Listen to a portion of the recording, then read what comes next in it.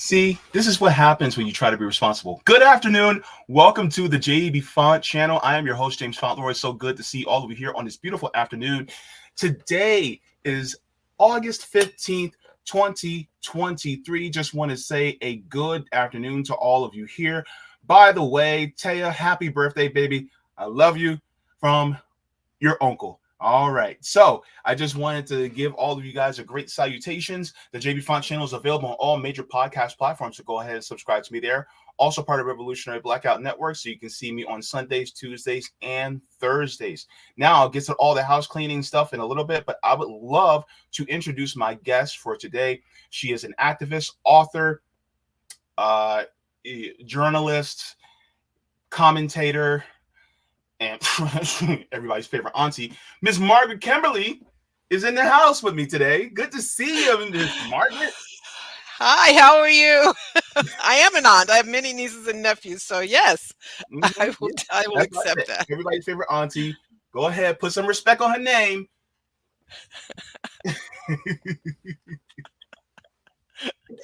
Thank you so much. It's good to be back. It's been a while since we talked. Yeah, it has, and it was great to get to know more about you better in our first meeting on this channel. But one of the things that I also have a lot of respect for you for is your foreign policy prowess that I actually would love to see on more different channels if they would have if they would have you. So one of the things that I wanted to talk to you about which is something that you're pretty keen on, is what's going on in Africa. As you know quite intimately, there's a lot that's been going on in Africa within the last year, or really within the last couple of weeks. There's been a lot more developments going on in there, especially in countries like Mali, Burkina Faso, and Niger, with some upendings in places like Guinea. But one of the things that I wanted to ask you is, what are your thoughts on the influential African leaders speaking about unification into a United States of Africa? This is the dream that Gaddafi wanted to see through before he was murdered by proxy U.S. forces, particularly Obama and Clinton. So what are your thoughts about that? Well, thank you so much for having me back. It's great to be with you. But the dream of African unity, it's something that goes back even further. There was, in fact, I don't know if confederation is the word, between Guinea and Ghana back in the 60s. So this dream of African unity is one that's of long standing. And as you say, Gaddafi that's one of the reasons they killed him and destroyed the Libyan state. He also spoke of having a united Africa, having an African currency as part of that. Now there are, the African Union. It was originally the Organization of African Unity, is now the African Union, which is pretty much what it says. It's a grouping of all the 50, 50 some odd. I'm not going to make a mistake and say the wrong number. Over 50 African states who try to agree on certain principles. But that doesn't always work. Countries have their own interest, and there's always interference from the United States, always interference from the former colonizers, France in particular, that prevents this unity from taking place.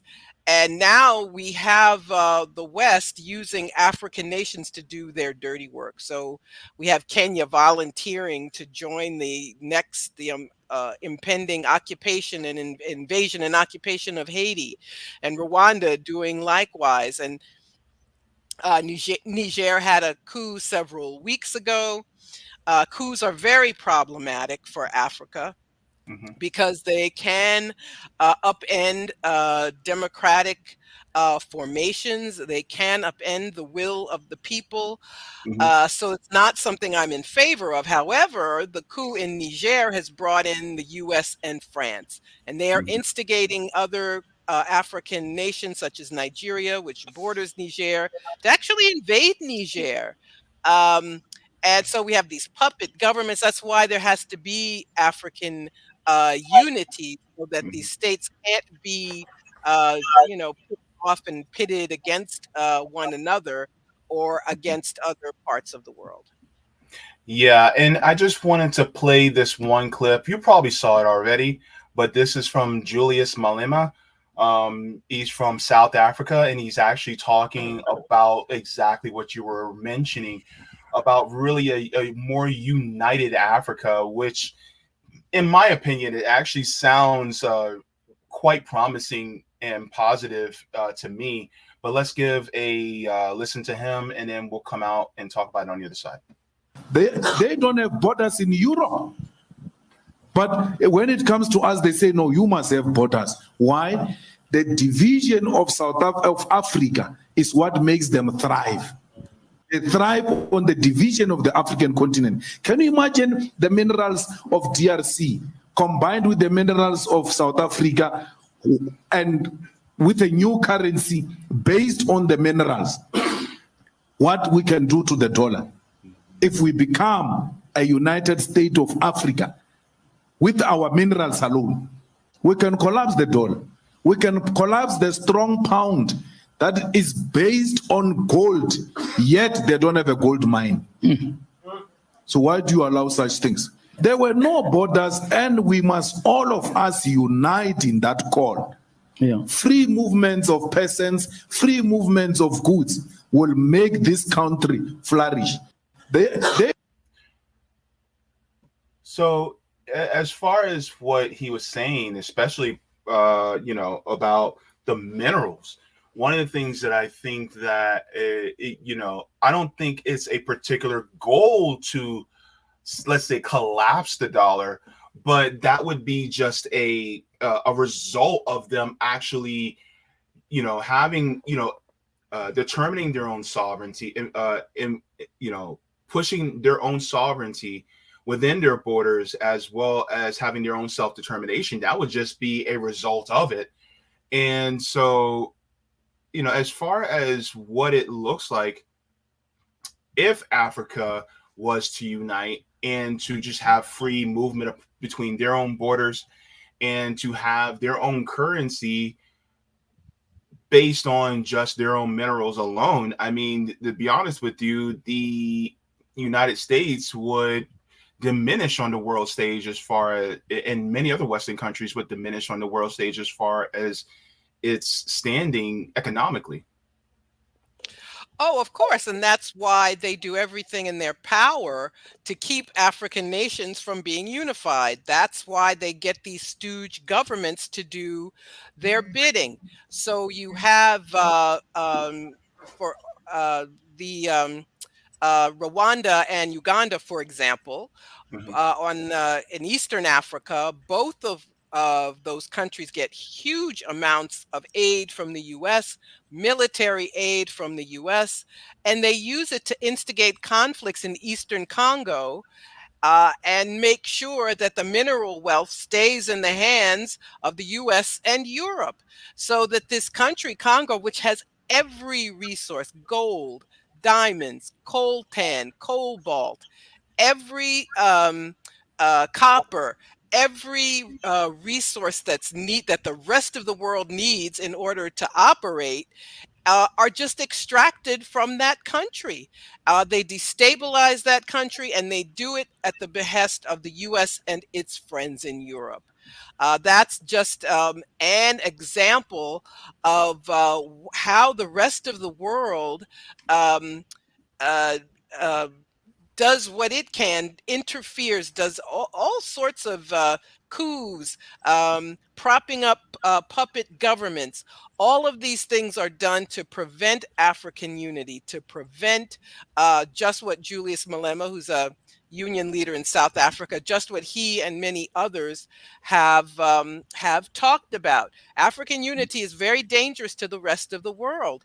They want it Mhm. to remain this place of extraction where these minerals can be extracted. Niger has a lot of uranium, which France uses for Yeah. its nuclear power industry, while people in Niger go without having electricity.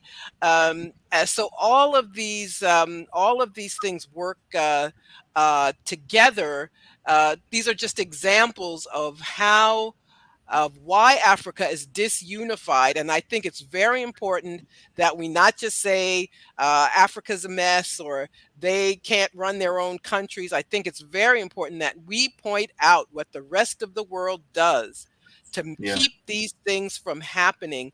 Kwame and Nkrumah, I just spoke about the union, a brief union between Ghana and Guinea. It was actually the late 50s. I just looked it up briefly, and Mali joined, but it disbanded. Um, and Nkrumah was overthrown in a coup. The U.S. and Canada and other countries in the late 60s overthrew Kwame Nkrumah, the first president of independent Ghana. So I think it's important that we understand how the U.S. Works to undermine the capitalist world. Let's just put it that way. The capitalist industrialized nations of the world, how they work together to keep Africa from being unified, so that they can be picked off, so that their resources can be extracted. Yeah. One of the things that and I saw this, I was there was a meme that was made that was so beautifully made, but I can't find it right now. But this will have to do. And so it was basically one of the resources that you were referring to out of Mali was the amount of gold that they actually have. And Mhm. it was a simple meme, and I wish I still had it, but I can't find it at the moment. But this will have to do. But this says France has the fourth largest gold reserves, 2.436 tons, without a single gold mine in France. Mali, which is occupied by France, doesn't have any gold reserves in its banks, although it has 860 gold mines and produces 50 tons per year. Yeah, yeah, that's just one example of. And by the way, the French have been kicked out of Mali. They kicked out French troops, and they want to be finally independent, truly independent, not this paper independence where, there's a new country with the flag, but true independence from countries like France, from the US, from Canada. Has mines. Canada's a huge mining country, by the way. Canadian mines operate all over the world, throughout Africa, in Haiti, in South America, everywhere. That all of these countries um, cease exploiting and just extracting, so that they get all the wealth, and that these countries that ought to be wealthy themselves, who ought to be able to provide for their people, are able to do so. Yeah, and it just goes to show there's actually an issue that I saw about a day ago, where they actually found, if this will work, they actually found more oil reserves in Niger, as far as and they're talking about wanting to stop uh, basically oil thieves, I guess you can call them, in Niger. Um, and as soon Yeah, as I can, I was not aware that there was oil in Niger. I'm not surprised though. There's yeah, oil all over Africa. mhm, Nigeria has a lot of oil. I think Gabon has a lot of oil. yeah, But it doesn't help the people. It's, the way the world is set up and the way the capitalist world controls the global south. It's almost like a curse. So you have countries that have uh Hmm. Ah, I had not seen that before. Countries that have environmental degradation, they have corruption, they have interference from the outside because they have resources. And the problem here is the problem is capitalism. To let's not let's rip the band-aid off and just name the culprit. Hmm. Because of capitalism, we have countries that are destabilized from the outside.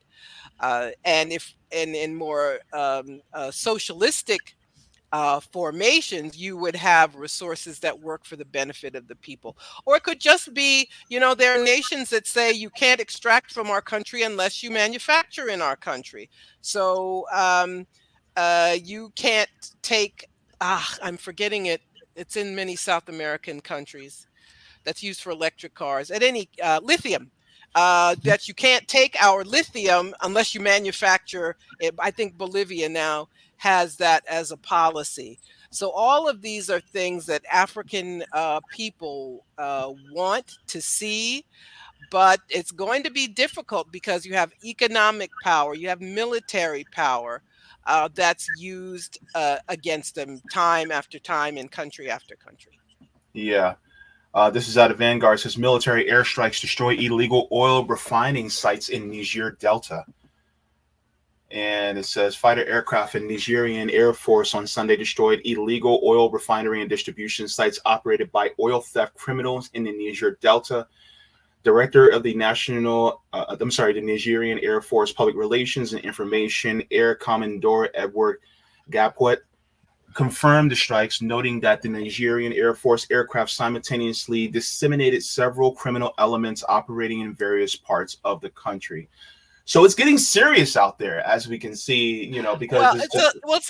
it's a little confusing because when they say the Niger Delta, that could mean Nigeria, and I'm checking here very the if you look at a map, and I'm hoping people do, there's a river, the Niger River. It flows through both Niger and Nigeria, and the delta of the Niger River is in Nigeria. So this might be referring to, though I saw the other footage you had about oil in Niger. So Mhm. if they refer to the Niger Delta, they are probably referring to Nigeria, where the river Niger spills out into the ocean. So Okay, so thank you so so much for that correction. it's confusing. Yeah, because the thing is that the country's names are. It's like, okay, I know. look, okay. I used to. You're gonna laugh at me for this, but when I was little, I used to call Arkansas Arkansas because I went by the spelling. And so I was Yes, just like, yes. yeah, it's Arkansas. My mom and my brother kept saying, no, it's Arkansas. So I'm like, that doesn't make any sense. It's It Arkansas. should And they neither were like, be. no, it's It Arkansas. So sh- I'm like, it what is should wrong be with people? Arkansas and Kansas, or Yeah, Arkansas and Kansas. It's like yeah, so. right. But you have these two. Well, the most confusing thing in Africa, there are two countries with the name Congo. One Yeah. is the Democratic Republic of Congo. For years, it was known as Zaire. Then they went back to Congo. Meanwhile, there's another country also called Congo, Republic of Congo. So people say Congo Kinshasa or Congo Brazzaville to try and distinguish them. But yes, Niger and Nigeria being close to each other and both having the river, which is called the River. Hmm. That's what we call it here. I'm guessing in Niger they call it the River. But at any case, that's very interesting issue in Nigeria. It's an oil-rich nation, but you wouldn't know it to look at it, and that's because of all of the things that I just mentioned. Yeah, definitely. And so, as far as my next question, I wanted to ask is, as far as we're seeing from West African nations like Mali, Burkina Faso, and Niger, do you see a civilian government implemented over the next year or so, or do you expect the military to maintain control? Well, that's hard to say. When I said coups are problematic, I think most people want civilian governments that represent them and that provide for their needs. It seems as though this coup in Niger does have popular support. Excuse me, the president who was ousted was seen as being a puppet of France. Hmm. So, excuse me. So it's difficult. The African Union, for example, frowns on coups and doesn't recognize coups. I don't know enough to say that civilian governments will return to these states that have had coups recently. I hope so. I really do believe in civilian government, but I believe in governments that represent their people. So that is always my hope for African country. It's my hope for this country that we Yeah. have governments that represent our needs instead of the government we have. I was just gonna play this while we were talking. But one of the things that I honestly do think is that, as far as what you said, civilian government, there's part of me that honestly thinks that we are under what I like to call corporate government. And I'm Yeah. just playing right now what's happening. Is not right now, but happening in a few days ago in Niger, as they are surrounding a French military base and they're telling the French military to go home. It's kind of like, reminds me of Sister when they said, "Go home, Roger." It's basically what's going on here. They're telling France to go home, vamoose, so to speak. And so, as far as our government here in the United States, I'm gonna be honest with you. We have what I like to call a corporate government. It's not that much, Yes. there's not that much difference. We really are under a corporate dictatorship. And the thing is Mhm. that our government, even though it's a corporate government, is not chosen. But the people in Niger seem to be more favorable towards the military, and it seems like it's the I don't want to say lesser of two evils. I want to say it's kind of like a relief, and it's like, yes, on it's kind of like we're liberated from the hold of the West, but this is just like a transitionary period where it's like, okay, thank you guys for doing what you did. Now let's get back to civilian government. That's what it feels like to me. Well, yeah, but what has happened since the coup at the end of July is that the U.S. And the French have instigated interference on behalf of with getting cover from African countries. ECOWAS, ECOWAS, yeah. ECOWAS, which is the Union of West African States. It's supposed to be an economic union, but they are being called upon to attack this government. Now, the US and France, they don't care whether a country's a democracy or not. They just care whether that government's going to do what they want. And that's true. Actually, that's true across the board. Anytime a country is targeted by the US and we're told it's an enemy, it's an adversary, it means that country won't do what the US wants it to do. And it may be a state I can support, it may be a state I can't support, but that's the thing they have in common. They don't do what the US wants them to do. And they're instigating Nigeria. Ivory Coast has volunteered as well. The new Deputy Secretary of State, Victoria Nuland, Oh who's God, been don't get around started on that. forever, who she doesn't care about democracy. She was one of the people who, when Obama was president, led the coup in Ukraine, which Yeah. ousted a democratic president. So she goes to Niger wanting to see the deposed president, and they told her to kick rocks and get out. Um, That was funny. Essentially, she said we had tough conversations or some nonsense like that. But that's what they are doing now, getting junior imperialists in blackface to help them. And so it's complicated. And I know that you have to read blackagendareport.com. We'll help you out if you're confused. About this and other issues, but the US does not play a beneficial role to any of these countries. It's all about what the US wants for itself or for its friends. And yes, my dream is for a real democratic government here. You're right. This country is a corporatocracy. I think that's a word, where an oligarchy. I don't know. There are other archies and ocracies that describe the U.S., not democracy that everybody talks about all the time. The presidents, if they're Democrats, if they're Republicans, they are all controlled by the U.S. oligarchy. So a Democrat like Biden will run claiming to be the pro-union president, but then he breaks up a railroad workers strike. Yeah. And he still campaigns as, I'm the union president. I'm like, no, you're not. No, you're Yeah. not. We have people who are chosen for us. They let us vote, but that's not a democracy, just having elections.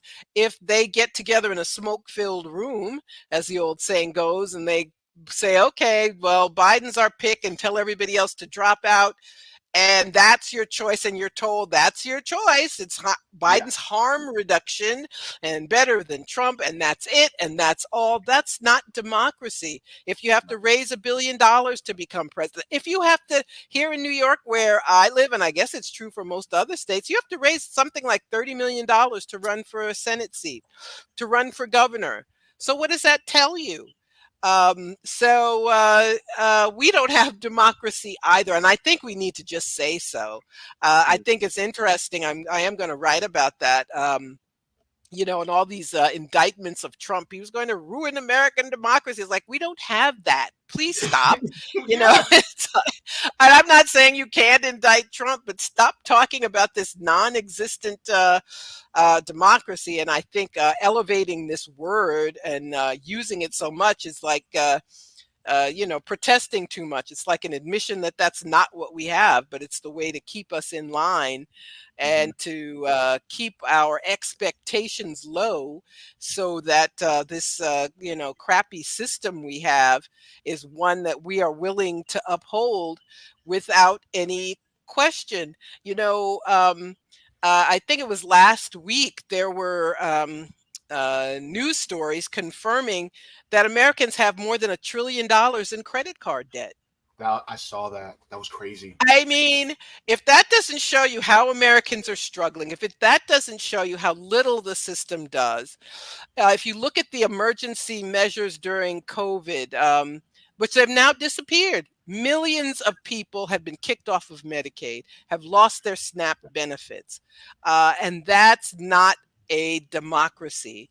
That is an oligarchy, and austerity, which doesn't just refer to government spending, but it's a program of keeping people in a state of precarity, keeping people living on a knife edge.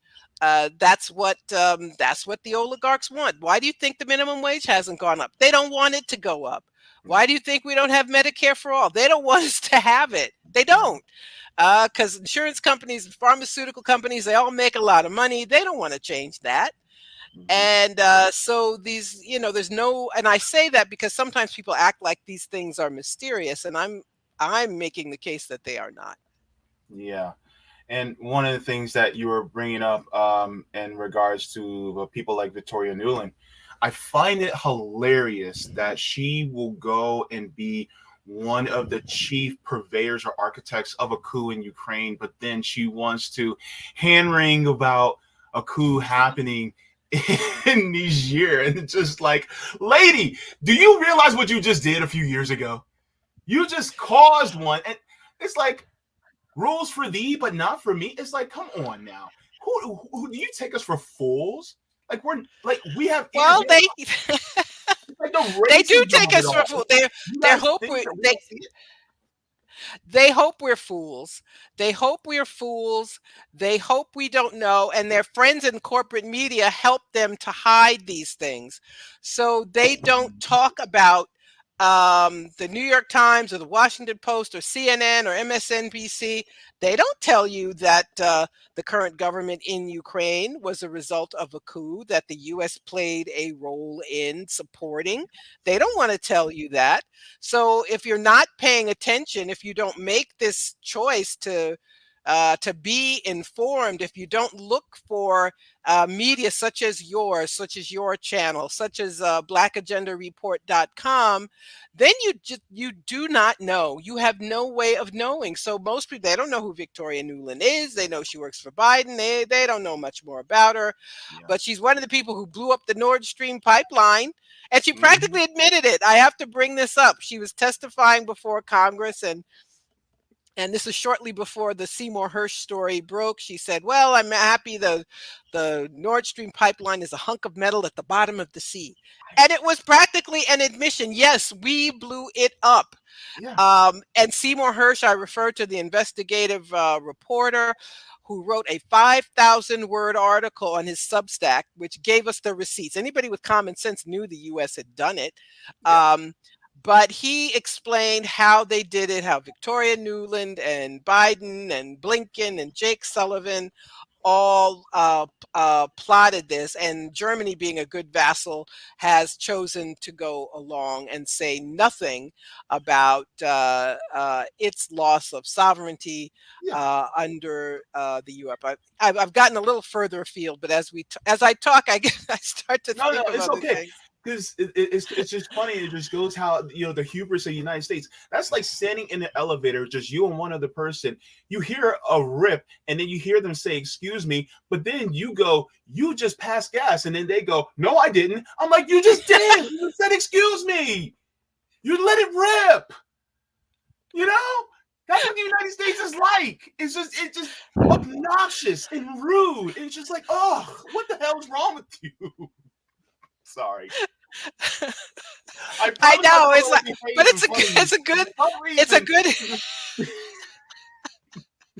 it's a colorful example, but you have hit the nail on the head.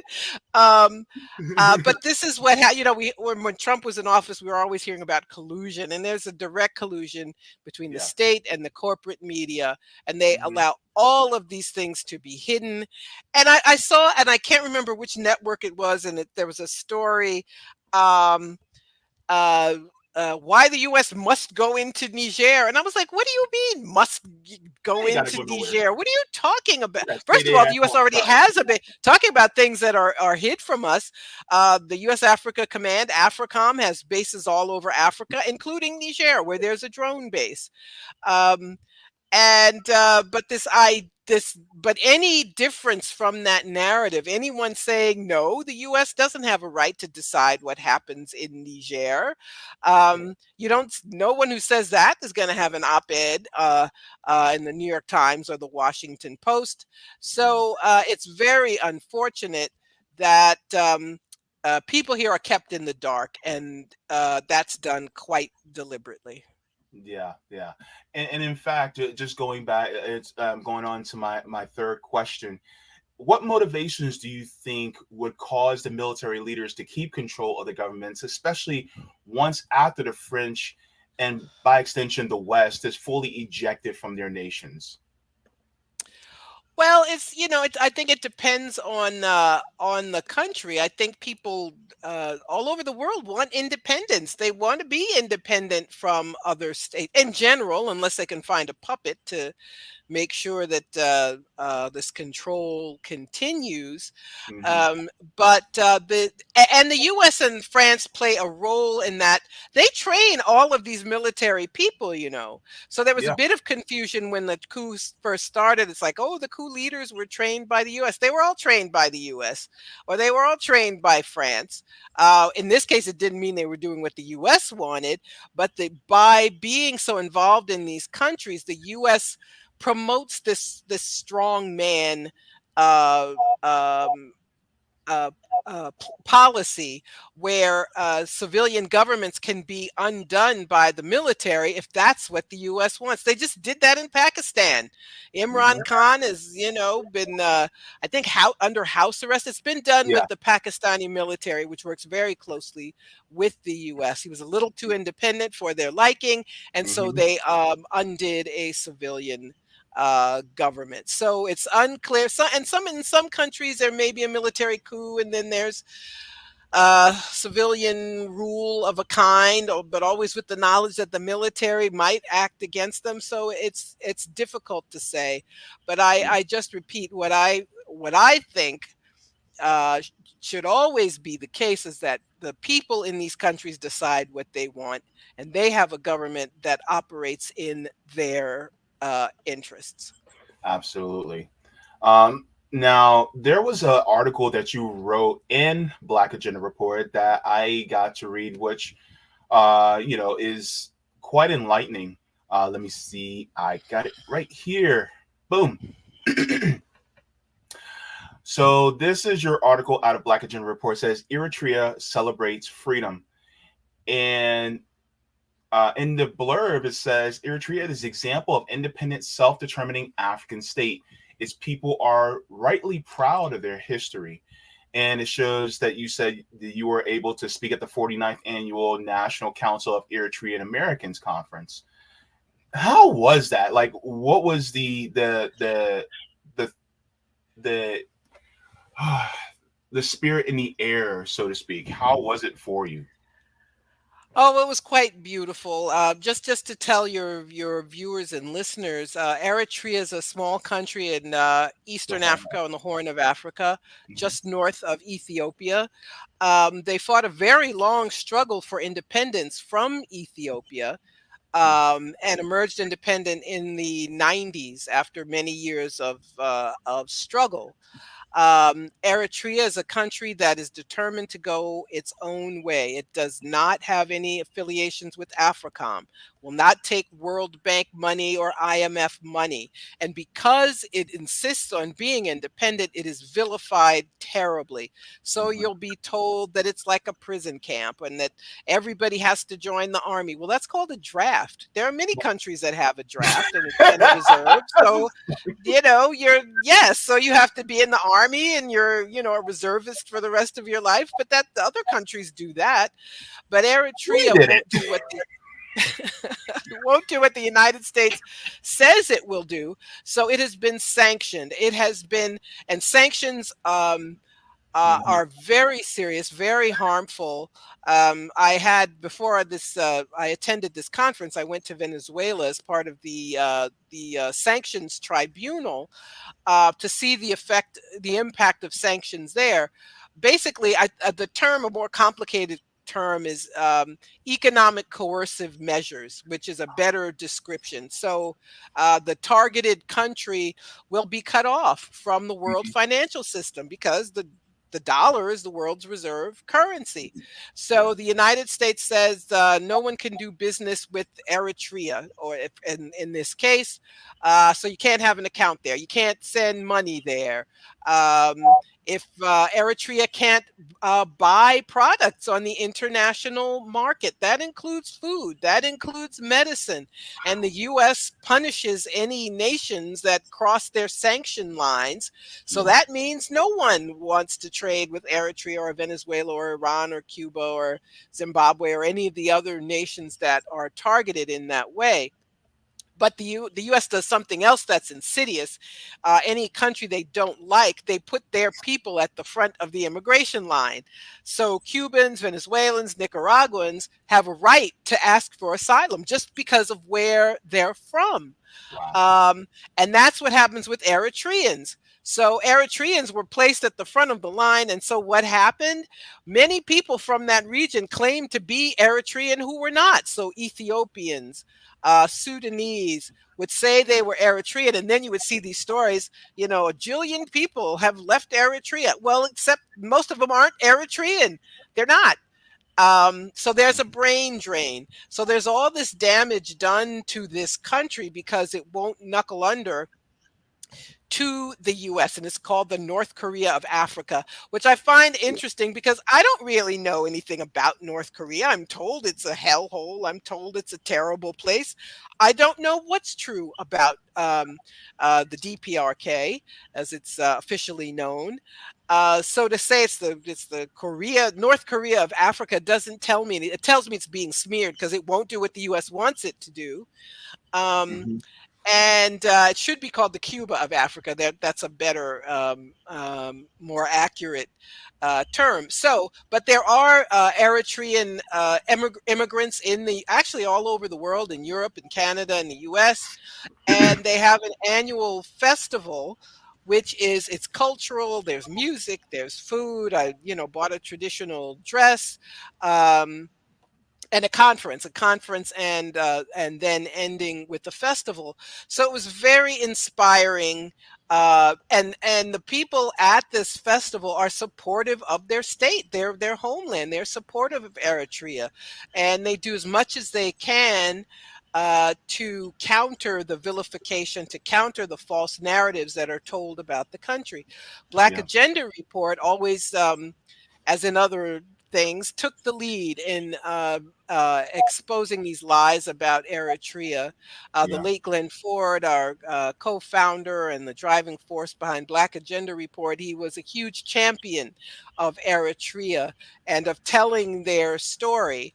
And as a result of this connection Hmm. with Glenn, I've continued the relationship. We've had interviews and articles about Eritrea, and I was invited to speak at this event. And I entitled it "Celebrates Their Freedom" because Eritrea is a free country. It's free of all the entanglements we just talked about. Beautiful. Former colonizers, the U.S., the coups. They have maintained their independence in this a small country of 6 million people, represented by 9 different ethnic groups, um, is a free country still struggling after. So I mentioned they fought a war for independence with Ethiopia. The two governments are now work together. The U.S. was trying to overthrow the government of Ethiopia for the past 2 years, instigating a civil war there, and Eritrea and Ethiopia worked together and were united in their effort to fight against this U.S. interference. So the spirit there was quite beautiful, Yeah. for people to celebrate their country, which has it suffers, as I was pointing out, from these economic coercive measures, these sanctions, but the country's going its own way, Hmm. and is providing for its people as best it can, and has the support of most immigrants. There is a weird thing, though. There are people who are not supportive of the government. Some are Eritreans, some are Ethiopians who disrupt these festivals. There was a festival in Sweden the week before the one in Seattle, and they basically trashed the place. It was I guess you could call it a riot. So that's an odd thing. But those disruptive forces do not represent the Eritrean people. It's a story that ought to be told, and that's what we do at Black Agenda Report. We tell the stories nobody else does. So when nobody else says anything about Eritrea or tells you it's nothing but a big concentration camp, it's Black Agenda Report, which gives you the facts, which gives the information about this nation. Yeah, thank you so very much. And just for everybody to have a little bit of tidbit of information, there was actually a famous Eritrean rapper that a lot of people were following back here in the United States. And his name was Nipsey Hussle. He's actually an Eritrean, of Eritrean nationality. So a lot of people didn't realize that, but yeah, he's Eritrean. So just, let Yeah, you guys he was, have. and I met his father. I met his dad at the festival. He Really? was I saw this gentleman throughout the days. I didn't know who he was, and we ended up at the same table on the final night I was there, and he was introduced to me, and this is Mr. Af Askedam. I hope I'm not butchering his last name, but Nipsey Hussle's dad was there. That's Yeah. so cool. You got to meet. Yes, it Oh was. man. Wow. Because he was actually trying to build up the community. I think it was in California, in Southern California. He was trying to build up the Mhm. community, economically, and he somehow he was murdered. Yeah. And it's like, what's behind that? I don't know. But at the same time, Yeah. it's like, could it have just been a coincidence? I'm not sure, but Yeah. It, Well, it, his it, dad was a, I was told that his dad was a very political person. mm, Married an African American woman, and Nipsey Hussle. I wish I could remember his birth name. Was their son, but his dad, who's still living, was always a very political person, and that's I suspect that's a result of coming from this country which has struggled for its independence for so long. mhm. Yeah, and so that's one of the things that I think that we need to just recognize these nations, especially that have you know that have been basically taken under by the United States. Like you said, is the North Korea of Africa, when in Yeah. reality, DPRK, you know, despite some flaws that it may have, just like a lot of other countries have flaws. I don't hear about homelessness there. I don't hear I don't hear about people not having health care. So the thing is that they're always demonized just because they don't do what the United States wants as well. Yeah. Yeah, yeah, well, that's my standard. When you talk about human rights, how does the US have the biggest prison population in the world? How does the US have homeless encampments all over the country, medical debt, student loan debt, low wages, and talk about human rights? I don't understand how the US can brag about human rights or condemn other countries and then violate the human rights of other countries. As what have we been talking about? How the US will decide they want some different person in power in another country, and they will disrupt an election or cancel an election. Or Hillary Clinton canceled the election in Haiti. She didn't like who won. She forced them to have another election. And I think about that every time I see her face. It's the kind of thing that the Yeah. US has always done. So when the US talks about human rights elsewhere, it's something that we have to remember. It's the chamber pot calling the toilet white. I'm just telling you, it's crazy. I love Sorry. that expression. I'm gonna steal that.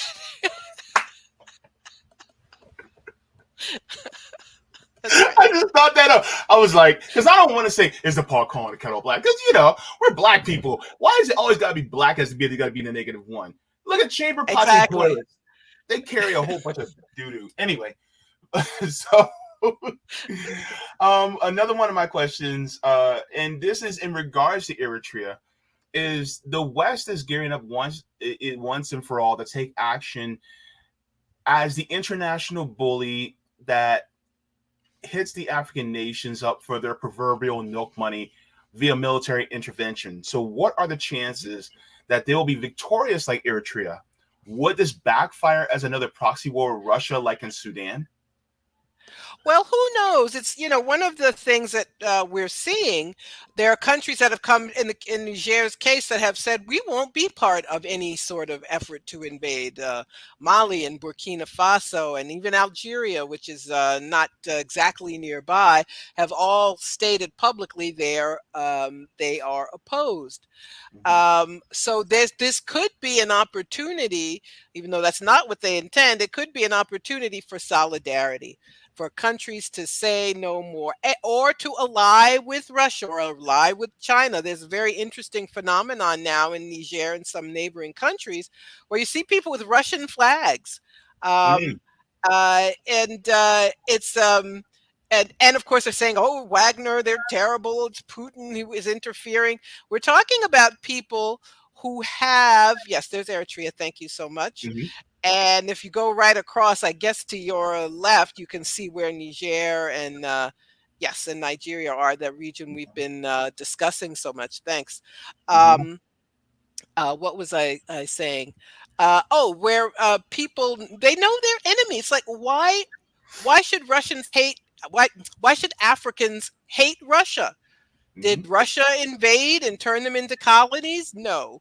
And I'm not saying Russia is some, angelic state that can't ever be criticized, but there's no mystery as to why we see people. And if nothing else, people know that Russia has been declared an enemy by the countries that are their enemies. So no one should be surprised that there are Russian flags in, in African nations, or that they invite Wagner, the private army that operates out of Russia, that it invites them in.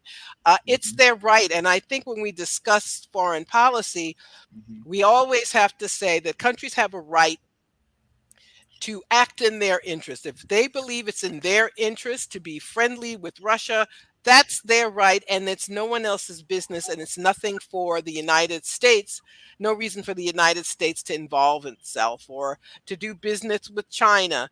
That again, that's nothing for the U.S. to determine. It's for people in those countries to determine and to decide for themselves who their friends will be and what direction they want their countries to take. Well, I mean, you think about it. Look at what Russia did. They forgave over $20 billion of debt from African countries, the same as what China did. China also forgave a lot of debt from African countries, and Russia wants to continue sending grain to African countries so that they can eat. And then you also have China continuing the Belt and Road Initiative, building up the infrastructure in many African nations. They're doing it what we like to call soft power, where they're actually helping them build themselves up, and they're basically catching flies with honey rather than with vinegar. And so the United States wants to punch people in submission, whereas countries like Russia and China are massaging the feet of the African nations, saying, hey, would you like to work with us? So it's like, am I going to go with somebody that's going to beat me in submission, or am I going to go with somebody that's going to massage my feet? Because my corns are tired now. Well, you're absolutely right. Countries have a right to self-determination. They have a right to sovereignty. Yeah. And the U.S. does not have the right to send their, maniac deputy secretary of state to try to tell. Well, that's what they all are, actually. Yeah. Over to Niger to try to undo something that happened in that country. So that, yes, you're correct. And there was recently a summit of African nations in Russia, and the countries, and there was, all this anti-Russia propaganda. Well, only X countries, there are 50 some odd African nations, only 17 showed up. Well, that's because the U.S. pressured many of them not to attend. Now, unlike Biden's Africa summit, where people were just gathered together for photo opportunities, every head of state who attended the summit in Russia got some FaceTime with Putin. And that was more respectful of those countries. So we shall see what happens there. But you're right. Russia forgave debt. China forgave debt. The World Bank has not forgiven any debt. The IMF hasn't forgiven any debt. And these arrangements are also, we don't have a time to talk about. These arrangements are terrible. Countries get money if they promise austerity, if they promise to get rid of price controls, if they promise to let their people starve, then they get these horrible loans. You mentioned the Russian grain, when they sanctioned Russia in this effort to, what did Biden say, turn the ruble to rubble, which didn't work. They sanctioned, and as I said, they would sanction any country that did business with Russia. So there are African nations who bought grain and fertilizer from Russia, and U.S. sanctions prevented them from getting food. So now they want to talk about this grain deal and say, Putin is starving Africans. It's the West that started that. And a lot of that grain goes to European countries. A lot of it goes for animal feed. So it's a complicated story. So it's not like Vladimir Putin is taking food out of little babies' mouths in an African country. No, and it's kind of funny because the thing is that when you look at all these countries, it's always about resources, and it's like, no, if you can't have your own, if we can't have your resources, you can't have them. And it's like, wait a minute, this is my resources. I can do whatever the hell I want with my resources, but you guys are saying that I can't do that. Like, who the hell do you think you are? And the interesting part is, and I just want to share this. This actually shows this is out of Eritrea. This is why they're doing what they're doing in Eritrea. Look at the minerals. It says mineral resources in Eritrea include gold, zinc, copper, oil, potash, limestone, gypsum, iron ore, and natural gas. Eritrea's greenbelt also hosts precious and base metal coverage about 70% of the country. That's thousands and thousands of square miles. Oil and gas, fertile soil, wildlife, forest covered fishery, and diverse climate. So this is a beautiful, gorgeous country that, truth be told, if they could, if they actually just wanted to be a puppet government so that they can, Yep. That's always what it is. It's the money. Oh, sure. It's It's always the money. And if Eritrea complied and did what the West wanted it to do, they wouldn't care how their people were treated. They wouldn't care if they had a draft, if they didn't have a draft. Excuse me, none of that would matter to them. None of it would matter at all. No. So that was my final question. By the way, if you guys have not, then you guys need to go to Black Agenda Report because they do an amazing job of reporting. You are one of the editors and chief editors at Black Agenda Report. Let them know what they can find you, Miss Margaret. Sure. blackagendareport.com. We have a new issue every Wednesday. Black Agenda Radio. We have interviews on Friday. Of course, we're on, yes, that's our current issue, until tomorrow. And we're on Twitter, of course. I'm on Twitter. Freedom Ride Blog is my Twitter handle. And we urge all of you to check out our work. And I thank you very, very much. It's been a pleasure as always. Thank you so very much for coming on. And it's always an honor and a pleasure to have you. Thank you. Thank you very much. Have a good day. Bye-bye. Bye. That went a lot faster than I expected. That was a great conversation. Man, I these conversations always go too fast. And if you guys have not, go into the description below. All of the links for Black Agenda Report, as well as Miss Margaret Kimberley's link tree, is also in the description down below. I'm telling you, she is a wealth of information, as you saw here. Please make sure to also follow her, as well as her channel is actually in the link tree too. She has a YouTube channel. Go ahead and go there too. She is brilliant. So, So one of the things I want to do is I want to do some of the house cleaning. If you guys have not, please make sure to like the stream. That pushes me out into the algorithm so that I can be able to be more available, so that more of this information gets out to people who are looking for honest discourse based on the objective truths that we see throughout the world, and so that they can be informed about what's really going on instead of just what they say on corporate media. And so I like to bring on people like Miss Margaret Kimberley. I'm trying to get Ajimo Baraka too, if I can get him on, because he's another brilliant one that I'm trying to get on. Look, if y'all listening, go ahead, Uncle Ajimo, come on in. If you guys have not already, you guys can actually go to my Substack to get email notifications. Go to jaybefaunt.substack.com. That alerts you guys to whenever I go live or upload clips, so you guys can also go there. I just put out a little bit of an article. It wasn't that long of an article, and it's probably full of different errors, in it. But I put my thoughts onto paper, so if you guys would like to, you guys can also see that as well.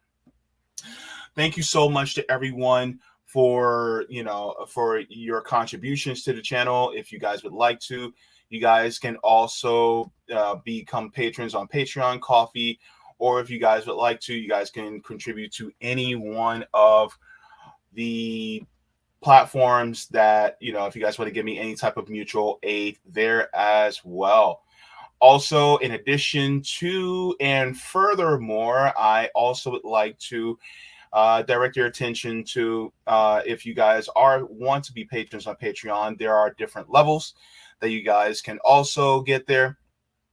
I have Solidarity level, which is the more cost affordable level. Then you have the Comrade, Jaybefaunters, super Jaybefaunters and super duper Jaybefaunters. So if you guys would like to, you guys can also become a patron on Patreon there as well. So thank you so very much to all of you, because without you guys, I wouldn't be able to do this at all.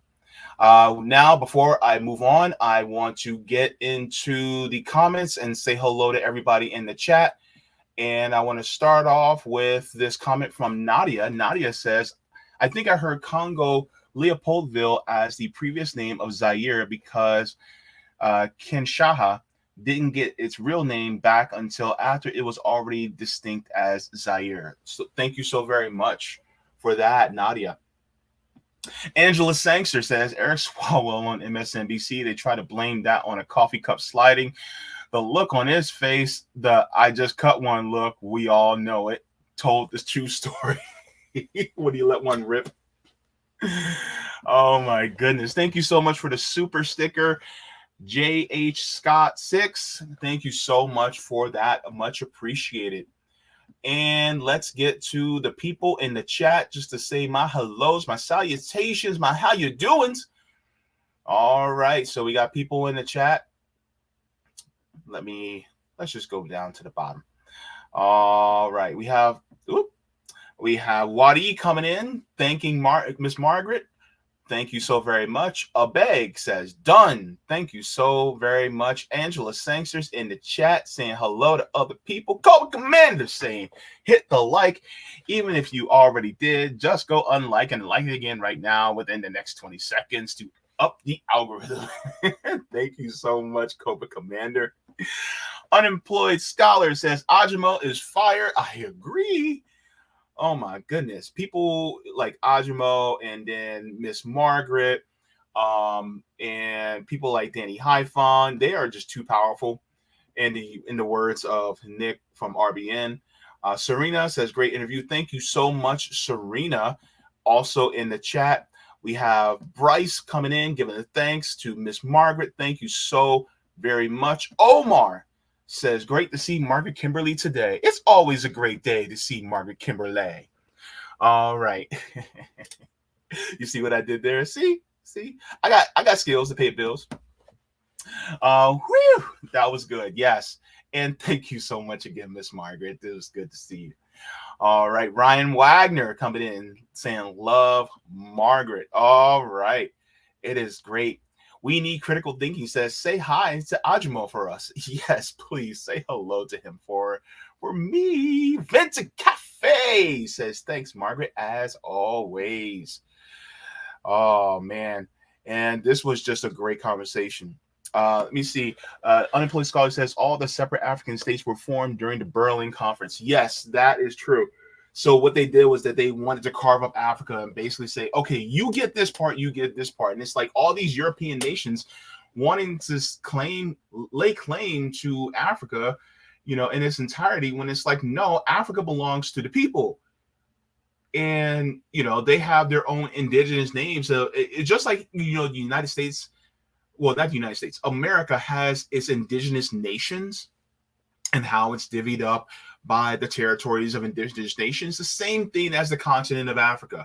You have all these indigenous tribes and peoples that are in Africa. And the thing is that they just divided it up according to the way they thought it should be. It wasn't divided up into the tribes and, the nations that these indigenous Africans actually wanted it to be. So because of that, this is why you have these different names, and these different names will change from time to time, where you'll think Africa has these particular names and then it changes because the countries like the Western nations like the United States and France, they are always meddling in Africa in order to keep a strong foothold on it. And that's what's going on right now. So yeah, it's sad because that's what they do. And it's ultimately because what I like to call Africa is the pantry of the world. And they're always digging their nasty little grubby little hands in there. It's just like having a pantry or a fridge and you come in from outside and your grandma says, you better wash your damn hands before you put your hands into my fridge. Well, they're putting their nasty little hands into the fridge. That's what they're doing. That's what they've always been doing. And the thing is that it's time for them to stop. It's time for us to take that wooden spoon and smack them on the hand and say no. Basically. So that's the thing. A lot of people don't. And a lot of people, that's what's going on. Like, for instance, in Burkina Faso, Niger, and Mali, they're taking that wooden spoon and they're going, no, don't you dare put your hands in our country. We will dictate what comes out of our country and what we keep. So basically, let me check on The Rock to see any comments. Not yet. Good to see all of you also watching on the Rumble side, the Twitch side, and the Facebook side. Should have brought tissue with me. Anyways, so what are we going to be talking about today? So we already know that Miss Margaret Kimberley was on already, but now we're going to be talking. We talked about African decolonization, but now we're going to be talking about Biden's self-sabotage. Lord, this is why I got the picture of Maui as well as black people protesting behind Biden. Why? Because this man likes to he's self-sabotaged himself. Look, Biden done did it to himself. He didn't do it to nobody else but him. And now you have a whole bunch of people going, oh my God, people of color, especially black people, are now not warming up to Biden anymore. He did it to his own damn self. It is nobody's fault except for his. And here, let me show you. Let me show you something. First off, what we're going to do is we're going to give a shout out to Case Study QB. And we're going to see this clip from him. Thank you so very much. And this came out yesterday. So let's take a look. So Scranton Joe appears to be losing ground with working class non-white voters as well. It goes back to what we were first talking about, Charlie. In a recent poll, Biden had a mere 16-point lead over President Trump with them. In 2020, 48-point lead. Maybe the drop stems from Democrats increasingly becoming the party of the rich, with wealthy folks like Gavin Newsom and hoodie addict John Fetterman becoming some of the top faces of the party. A lot of these people are, they're Nepo babies. The Democrat Party has completely become the party of Wall Street. Wealthy donors are completely trapped by wealthy donors, and yet they still like to divide people by race because they're the party of segregation and they're racist. And so they divide the party, but they keep saying like working class blacks or working class Hispanics. The operative thing there isn't blacks or Hispanics, it's working. They're workers. When people work, they don't like the Democrat Party. They don't want to have their taxpayers taken from them and given to people who don't work because they're not working. It doesn't make sense. They don't want a party focused on sex and climate. They want a party focused on them and their work and their taxes and their life. Charlie Hurt, always wonderful.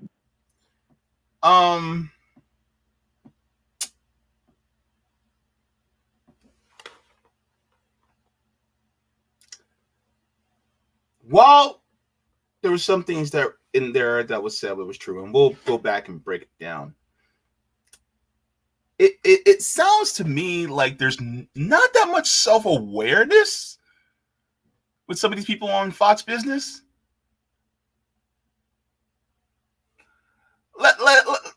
Let's just go back and let's just analyze just a little bit. So Scranton Joe appears to be losing ground with working class non-white voters as well. It goes back to what we were first talking about. It's kind of funny how a lot of times they'll say non-white voters, but at the same time, it's like, could you say black and brown voters? Or, I don't know. Maybe I'm being a little nitpicky here. But it's like, anyway. It's like white's always the default. It's like, anyway, let's go. Charlie. In a recent poll, Biden had a mere 16-point lead over President Trump with them. In 2020, 48-point lead.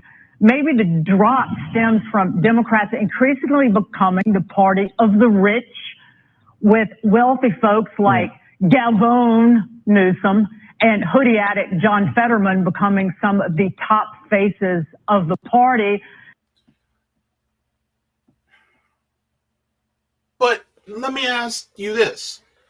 Now, while it is true that the Democratic Party is losing a lot of support among those of us that are more melanated, to be honest with you, saying that they are the party of Wall Street, saying they're the party of the rich, but at the same time, it's really both parties are party of the rich. There's really no distinction here. So if we're going to talk about the Democratic Party, really, you have to talk about them as being just co-workers of the Republican Party who are really at the behest and being driven by the rich. So, but here's the thing. Just like Fox Business, and CNBC, MSNBC, CNN, NBC, CBS, they are all stenographers for the rich. But the thing is that one will cheer for one faction, the other one will cheer for the other faction. So make no mistake about it. Both parties, not one or the other, is for the workers. And the thing is that they have to put in a little dig on the opposite side so that it makes it seem like there's two distinct sides, when in reality, they're all one. Two cheeks on the same butt, and in between them is just shit, basically, right? So that's what it is. So let's, just to get you guys within that, that mind frame, just letting you know. That's it. Let's go. A lot of these people are, they're Nepo babies. The Democrat Party has completely chamber pot calling the toilet white. I'm telling you, completely become the party of Wall Street. Wealthy donors. They're completely trapped by wealthy donors, and yet they still like to divide people by race because they're the party of segregation and they're race.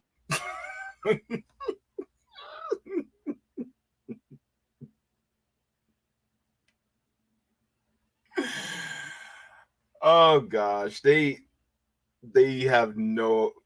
It's like, come on, do you guys actually realize the political realignment did happen? And then anywho, and so they divide the party, but they keep saying like working class blacks or working class Hispanics. The operative thing there isn't blacks or Hispanics; it's working. They're workers. When people work, they don't like the Democrat Party. They don't want. We don't like either. No, we don't like either. This is why the greater majority of people who are registered voters are actually independent. We actually don't like either party. And the thing is that for you to think that because here's the thing, there's an implication that, the Democratic Party is not the party of workers, which is true. I agree. But the thing is, this guy is implying that, the Republican parties are the party of workers, when in reality, no, they're not either. The thing is that you got to be able to say both, because the thing is that it's true for both. Okay? Who put tax cuts for the rich back in the early 2000s? It was George W. Bush. Who made the Bush tax cuts permanent? Was it Barack Obama? Then Donald Trump came in. He also made tax cuts for the rich. Then who made Donald Trump's tax cuts permanent? Wasn't it not Joe Biden?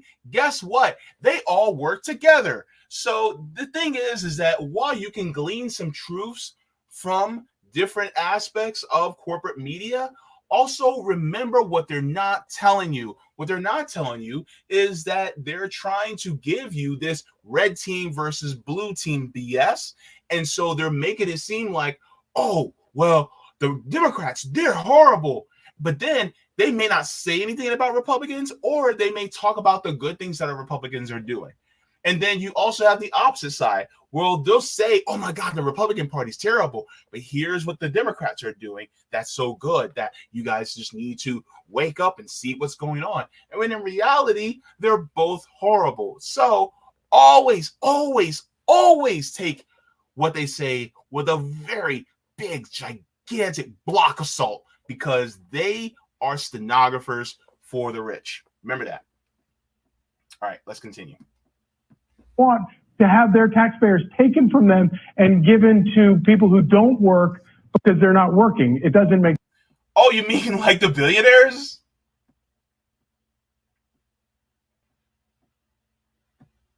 The thing is that the billionaires of all stripes, that's what it is. People who don't want to work, yeah. The Nepo babies, the ones that actually vote both Democrat and Republican, yeah. We're sick and tired of them. We're sick and tired of working, and we make all the products, we do all the services, and they just take all the money. We're tired of them. Makes sense. They don't want a party focused on sex and climate. They want a party focused on them and their work and their taxes and their life. Chamber pot calling the toilet white, because the Republican Party is focused on that too. The only difference is they're on the opposite side, but need I say more? But anyways, yes. So the thing is that there is a massive shift that is on the horizon against people like Joe Biden. And so let me share this article with you guys, because this is going to show that Joe Biden really is slipping in regards to black voters. It's not looking. It's not good. It's not looking good. It's not good for him. It's not good for Biden. It's not good for Biden. He's slipping in the polls. He's falling asleep. And he is in league with China. Xi Jinping. I don't know. Anyway, let me stop. Okay, so Axios says Biden loses ground with working class black and Latino voters. This was about a week ago. Says one of the main reasons President Biden is struggling in the polls against former President Trump is his glaring underperformance with a constituency that has long been overwhelmingly Democratic. Non-white voters with a college degree. Says why this matters. The Democrats have made major gains with suburban upper middle class voters since Trump's political ascendance. They've been losing some more support among blue collar voters. Just to let you guys know, and you know, a lot, this is no surprise, but most suburban people, most people in the suburbs are white. They're not people that look like me or people who are brown. They don't. So therefore, that's who they're looking out for mostly. They don't want our vote, because if they did, they would actually be looking for it. The thing is that there's been a shift, right? And that shift is more people are living paycheck to paycheck. You have most of the country that cannot afford a $400 emergency. So because of our numbers growing, that means the amount of people that are potential voters is actually dwindling. The voters that they are actually trying to reach out to are dwindling, because there's such a massive shift as far as the wealth disparity goes. And so they don't care about the poor people, because they don't give a shit about what we say. They give a shit about what the rich and affluent people say, but their numbers are getting smaller and smaller and smaller. And so when they see a shift going away from them, truth be told, there's a shift going away from both parties, really. And you're just seeing the small, minute people that are really moving the country in the direction that they want, and it's really us just in the back seat being taken for a tragic ride.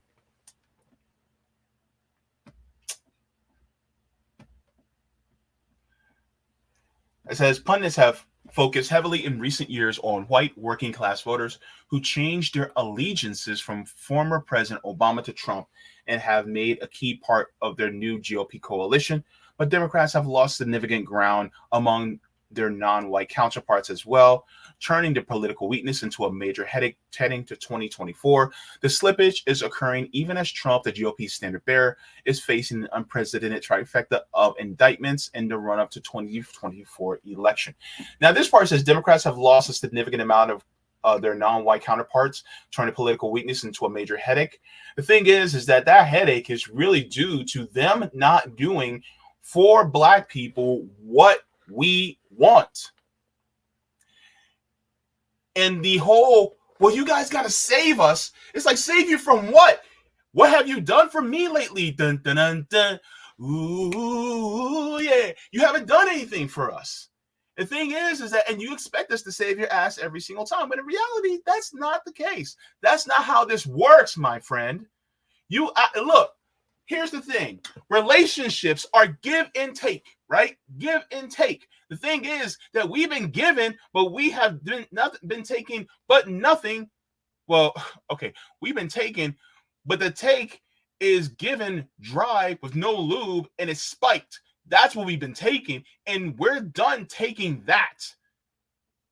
So the thing is that when we're saying, okay, you know what? We're out.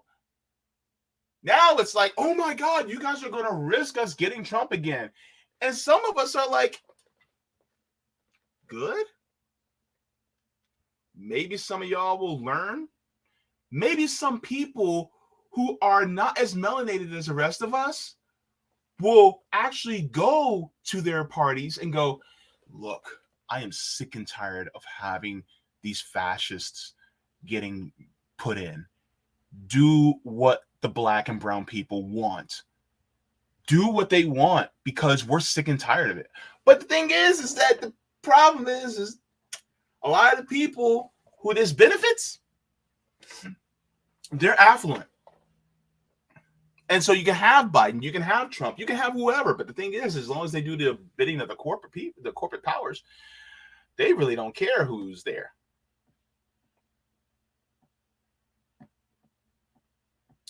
Now, it says his lead over Trump with this once heavy Democratic constituency is just 16 points. So 49% to 33%. It says in 2020, Biden dominated Trump with these voters winning by an overwhelming 48-point margin, according to analysis by the Democratic data firm Catalyst. It says Obama won non-white working voters by a whopping 67-point margin.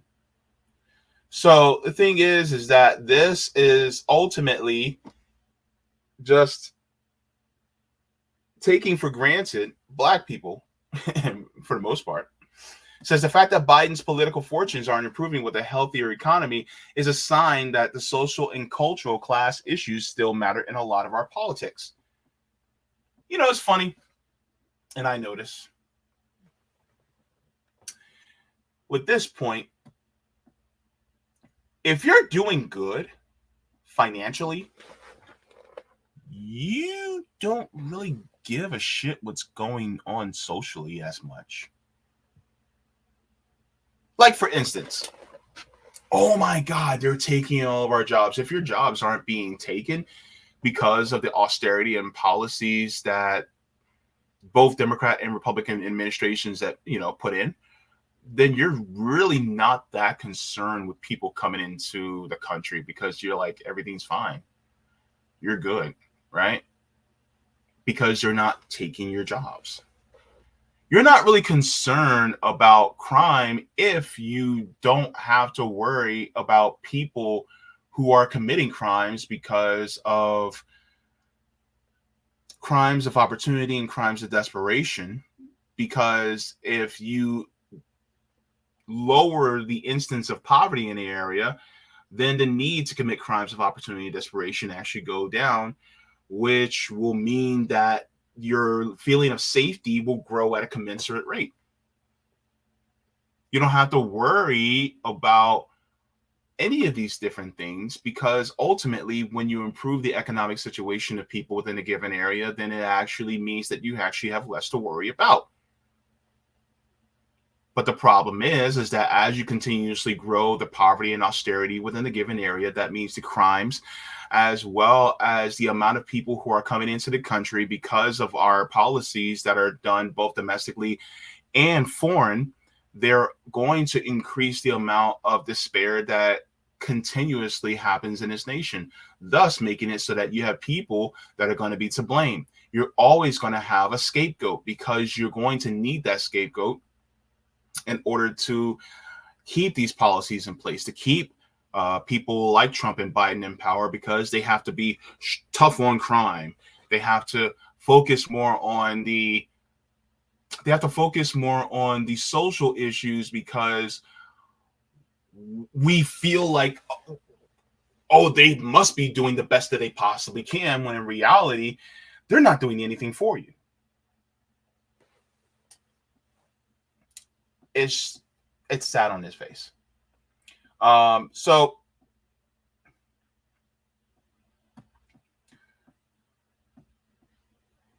this reminds me of what's really going on, in places like Hawaii. And so here's what Joe Biden said.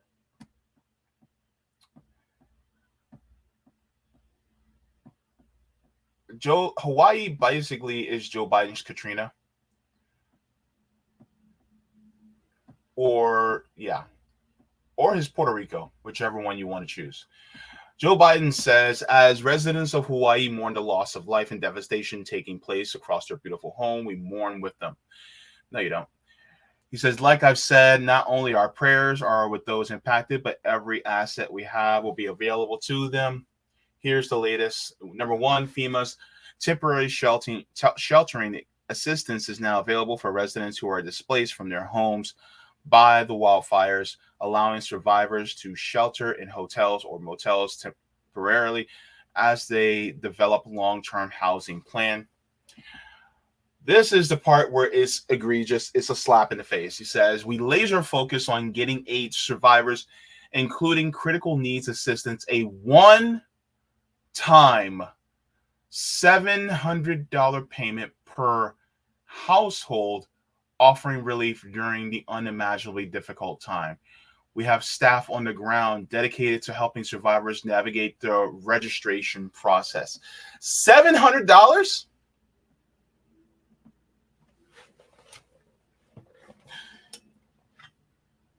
Your house gets burned down. Your house, your car, you have nothing. And this man says, oh, we're going to give you guys $700 per week, bi-weekly, monthly. What? Monthly? Wait, what does it say? What did he say? One time. One time. Oh, we'll give you guys $700 one time.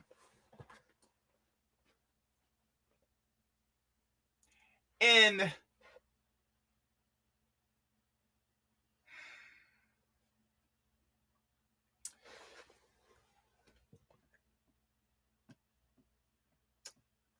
according to Outreach from the National Low Income Housing Coalition, Hawaii has the second highest cost of living in the United States. Hawaii, you have to make $41.83 an hour in order to afford a 2-bedroom apartment. The second highest behind California. And Joe Biden says, oh, your home, your business, your car, they all got burnt down, and you have absolutely nothing. We're going to give you $700 to offer you relief. That's it. That's all. That's all you get.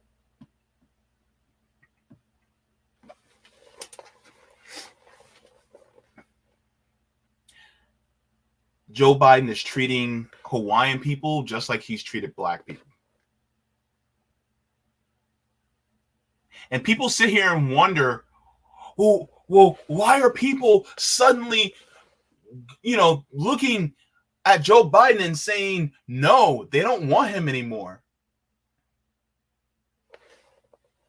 Are you kidding me right now? What else did he say? He said, we're making sure all residents receive critical information so they can take steps to move forward in their recovery.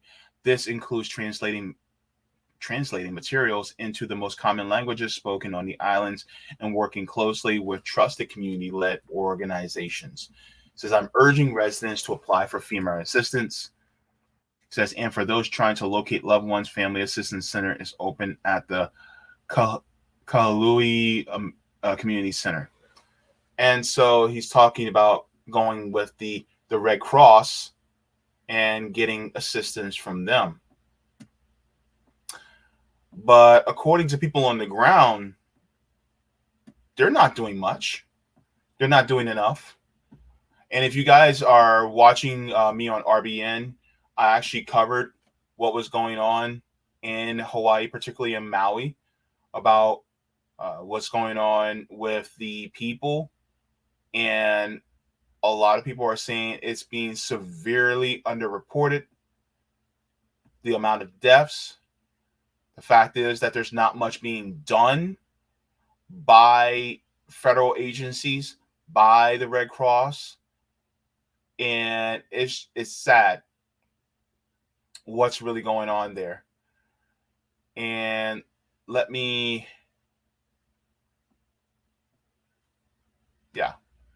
and you guys have probably seen this young lady before. She's actually given some of her opinions about and reporting about what's really going on the ground. And so let me share this with you guys. I shared this on RBN. I'm not going to share the entire thing this time, but I'll share some of it with you guys already. Just to let you guys know, this is pretty tearful. So if you guys are,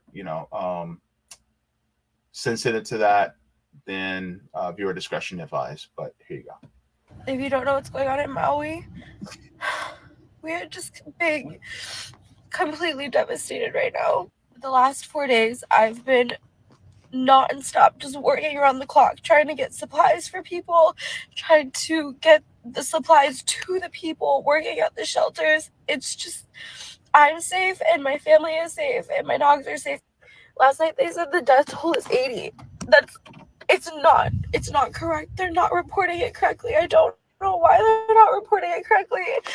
There's hundreds, at least 600, if not thousands of people who are dead in the streets, floating in the ocean. There's over 3,000 homes that have been burned to the ground. There's no help here on the ground. All it is residents pulling together. My whole entire truck is full of supplies right now. Just residents going to the store, going to Walmart, going to Costco, buying as much as they can, driving it straight into Lahaina. I went there last night and there was a fire that started and we got so scared we weren't able to drop off all the supplies. But there was flames that we saw and we were like, we just have to get out of here. It's so awful. The people who were able to evacuate Lahaina and get out, they're at the shelters, and the shelters are just a mess right now. They're so disorganized. We don't have anyone from any organizations helping. I think Red Cross is here, but it's just so unorganized. No one knows what we need. It's awful. And the people that are still in Lahaina that were not able to evacuate, they don't have gas in their cars. They can't leave. Some people are just holed up in their houses waiting for someone to come knock on their door and give them supplies. They don't even know supplies are being distributed at the docks in Lahaina. And it's getting so bad in Lahaina. I never thought this was going to happen, but there's people going into other people's homes trying to steal their stuff, I heard that the people were being held at gunpoint over there. So the organization there is in disarray and people are actually being prevented from sending supplies, and they're actually saying that you need to go through FEMA in order to actually get supplies. But in reality, the thing is that FEMA's not acting fast enough. And the thing is that you also got to remember we're in the middle of a big ass heat wave. So, I mean, you have people out there who are in the sweltering heat. Just because you're on an island doesn't mean that you're not going to be subject to these different type of conditions. This is also some more information. So it says over 2,700 structures were destroyed in Lahaina, Maui, valued at approximately $5.6 billion. Meanwhile, President Joe Biden, with $115 billion since Ukraine, offers just $1.9 million, $700 per household to Lahaina. This is deeply insulting. This is what's going on. And so if people do not realize that this is why people like Joe Biden are losing ground with people of color, especially a lot of Black and brown people, particularly brown people in Hawaii, indigenous Hawaiians, who, first of all, they actually do not want to be part of the United States. They want their kingdom back. They want their independence back. And second of all, you have slaps on the face from people like Joe Biden, who decides that, oh, we're just going to give him $700. So basically, screw you, give him $700. So it's like, and then they go, wait a minute, you guys aren't going to vote for us? Like, hell no, we're not going to vote for you. Why? Because you're actually not doing a damn thing for us. You're giving us crumbs, just pure 100% crumbs. I saw this and I was just like, holy shit, I need to show this on the show, because this, it's like, no wonder why. It's like, wake the hell up. This is why you're not getting it. You're not getting to vote for people. So this is what's going on. Look at here. This is Ukraine and then Hawaii. Look, Biden sends $200 million. Biden has no comment. Wish politicians look out for minors and not just. Oh, can't be playing that music. So look at this. One side is a foreign country that has people swimming in beaches. Yeah. And so it's not all over Ukraine where people are suffering and dying because of this proxy war. It's primarily on the eastern front, the eastern border of Ukraine where this is happening. But if you go to Lahaina and Maui, this is what's going on. People are literally suffering, having to dive into the ocean in order to not get burned alive. And yet Biden just wants to send up a couple mil. Meanwhile, Ukraine is getting billions and billions of dollars in weapons and aid. And some of those weapons are actually going to Ukraine. Yes, that's right, Nazis. And some people don't want to admit it, yet it has been happening. Even the United States in Congress, people like Ro Khanna have been saying, yeah, back in 2018, yeah, we shouldn't be giving any type of aid to Ukraine right now because there really have, the Azov battalion and other battalions that are Nazis or Nazi adjacent in Ukraine that we don't want to give this money or these weapons to. And yet now we are doing it. Well, not we, the United States government is doing it. And then you got NAFO trolls that are coming in going, oh, how dare you talk about giving Nazis to Ukraine? There's no Nazis there. Meanwhile, you have a bunch of white kids in Ukraine giving out Nazi salutes all over the country. Don't get me started. These people. And so, yeah, there is this juxtaposition between what Biden is doing for the people in his own country and what he's doing for foreign countries like Ukraine.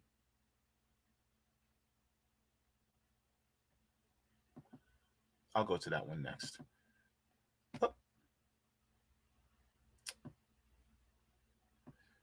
So there's this young lady, and to anybody who is Black especially, I want you guys to see, think about living in the United States. So let's hear what she has to say. The same waters that our people just died in 3 days ago are the same waters the very next day these visitors tourists were swimming in. And that says a lot about where their heart and mind is through all of this, and where our heart and mind is. Though you don't see our people swimming, snorkeling, surfing. Nobody is having fun in tragedy and continuing their lives like nothing has happened. There is two Hawaiis right now. There's the Hawaii we're living in and the Hawaii they're living in, they're visiting in. So she said there's two Hawaiis. If I remember correctly, Dr. Martin Luther King Jr. did a speech about the two Americas. There's an America that a lot of white people, particularly affluent white people, live in, and there's the America that black people live in. This young lady, this indigenous Hawaiian, spoke of people still visiting and snorkeling in the same waters where people died trying to flee the fires in Lahaina. The juxtaposition, you compare that with our cities and towns as black people being burned down, being destroyed, and then having lakes put over it. Putting parks like Seneca Village having Central Park put over top of it in New York. And so this just goes to show it is the same song, different dance. Same things. Now, let me share with you guys this, because some of you guys may remember this. Remember when, I think it was Hurricane Maria that happened, and President Trump went to Puerto Rico, and President Trump went to Puerto Rico. Come on now. And it was terrible. This is from Techstone. Let me share the screen. And what happened with Hurricane Maria. He says it was terrible when Trump didn't help Puerto Rico, but Democrats are fine with Biden not helping Hawaii. Do you get it yet? Performative outrage from tribal association is all they are. They don't give a F about people or equality or justice one bit. And people wonder why Biden isn't doing this. This was shared by Nick of Revolutionary Blackout Network. Thank you so much for this, Nick. The question goes out. They say, Mr. President, any comment on the rising death toll in Maui? President, any comments on the rising death toll in Maui? Will you come talk about the Hawaii response, Mr. President? He said no comment. By the way, after this, he was on the beach. Nick says, so Joe Biden has millions to give to Nazis in Ukraine. Meanwhile, he has no comment about relief efforts in Maui. This is Joe Biden's Hurricane Katrina moment, and it's sick that progressives still support him. Joe Biden has just killed his campaign with this. NATO left, really about to go down with the ship. And so the crazy part is, this is what's going on, is that Joe Biden says no comment in regards to what's going on in one of the states of the United States. And the corporate media is saying, well, death toll is probably around 80-ish. When in reality, you have people on the ground that are saying, no, it's well over 600 people. Way more than what the media is actually reporting. And so now Joe Biden's like, you guys get $700. And so when we black people ask for something, we get crumbs. When brown people, like the Native Hawaiians especially, are asking for relief, they get nothing but crumbs. But then they get like the Pikachu shock face. You mean you're not going to support us?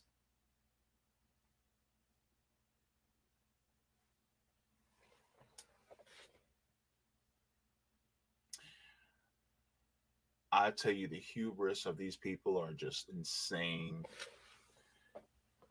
And some of y'all, not you guys, but some will sit there and go, oh my God, do you guys want Trump again?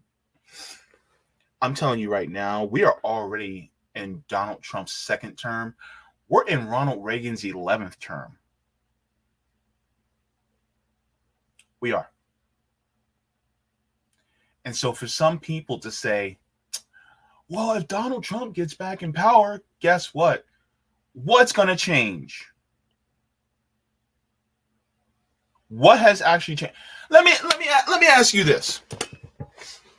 All of you in the chat. Has your bank account gotten better since Joe Biden been in office? Has your bank account been better?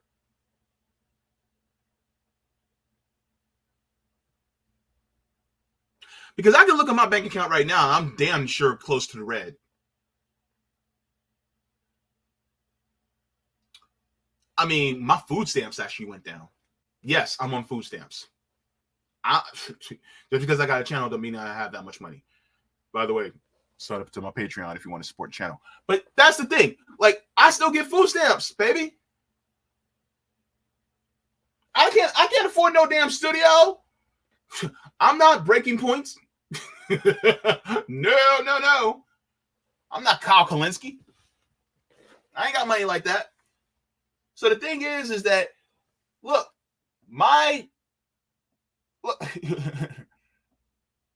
look, hold up. Leah says, is it Leah or Leah? I'm sorry if I mispronounce it. No, I was doing better under Trump. That's sad. That's sad.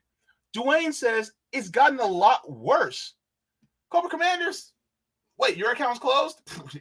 Mine's pretty much closed. Rondo says wet shit and firm shit is still shit. Yeah, exactly. This is exactly.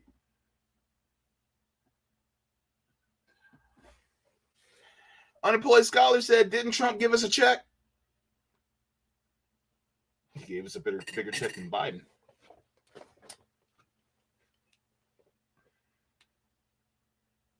He did.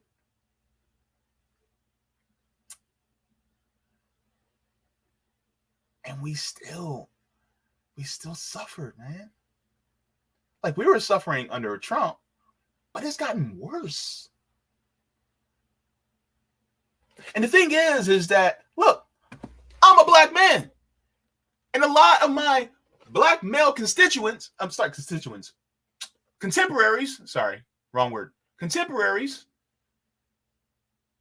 are saying, you know what? They're starting to look at Trump a little bit more.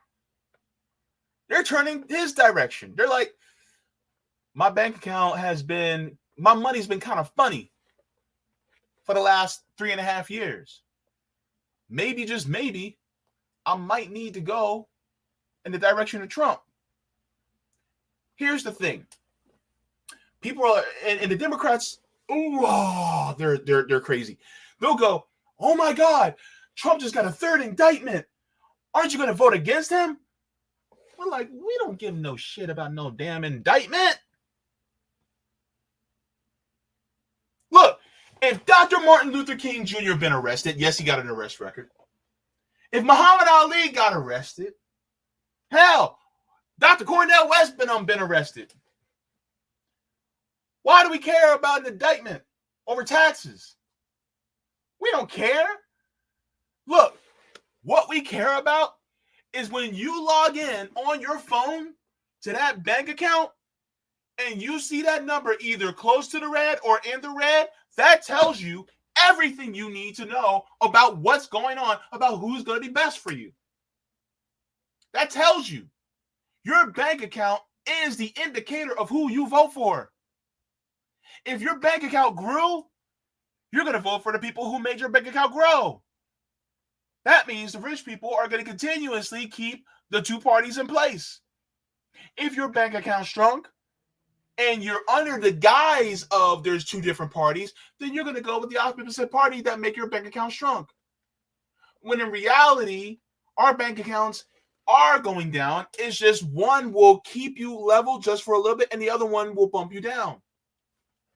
And it goes like this, boom, boom, boom, boom, boom. And that's the thing.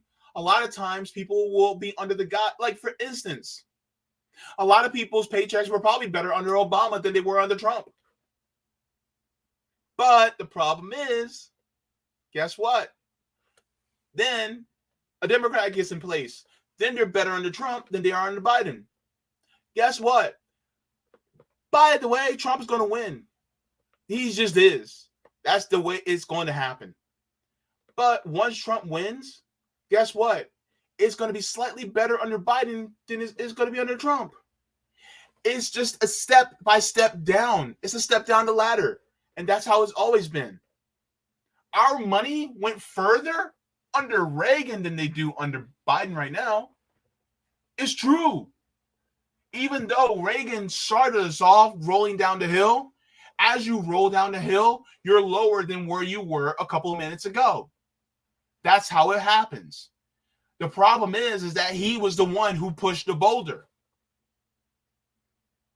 Well, okay. It wasn't really Reagan. Really, it kind of started. Okay. For white people, it started around Nixon-ish era. Kind of started around there. For black people, we've always been going downhill. Austerity, poverty, that's a Tuesday for us. And there's a chunk of a lot of white people that have actually been experiencing this for years and years and years too. So, shout out to all all people in Appalachia.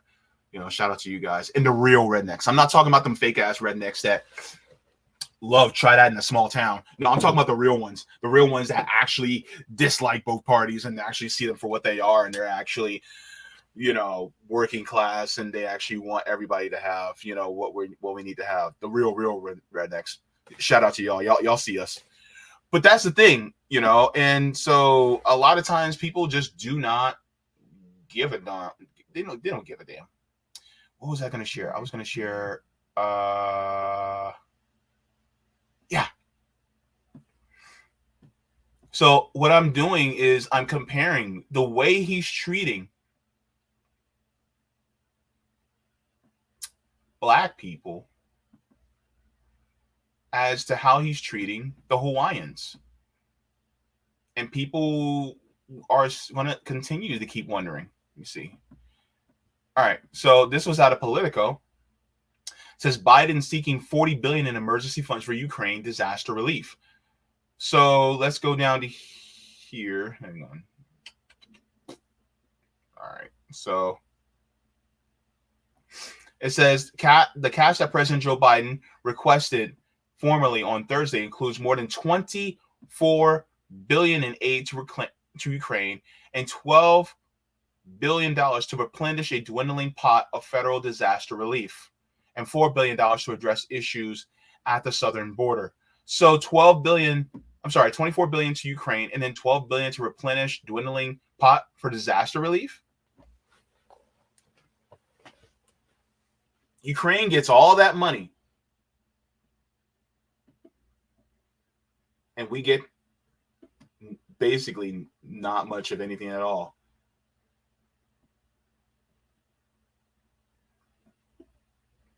Meanwhile, just remember, who was Joe Biden the vice president of when black wealth tanked? How Obama destroyed black wealth. And so if Obama didn't really care about our wealth disparity, what makes you think Biden does?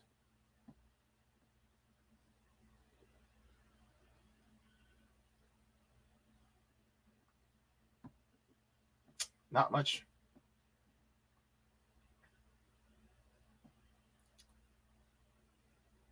Meanwhile,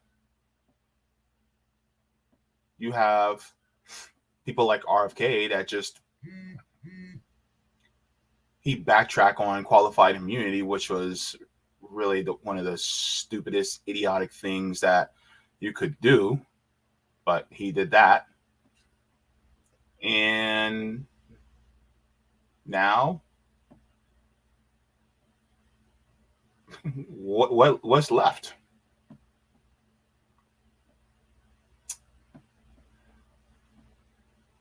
So yeah, it's not looking good for Biden, especially on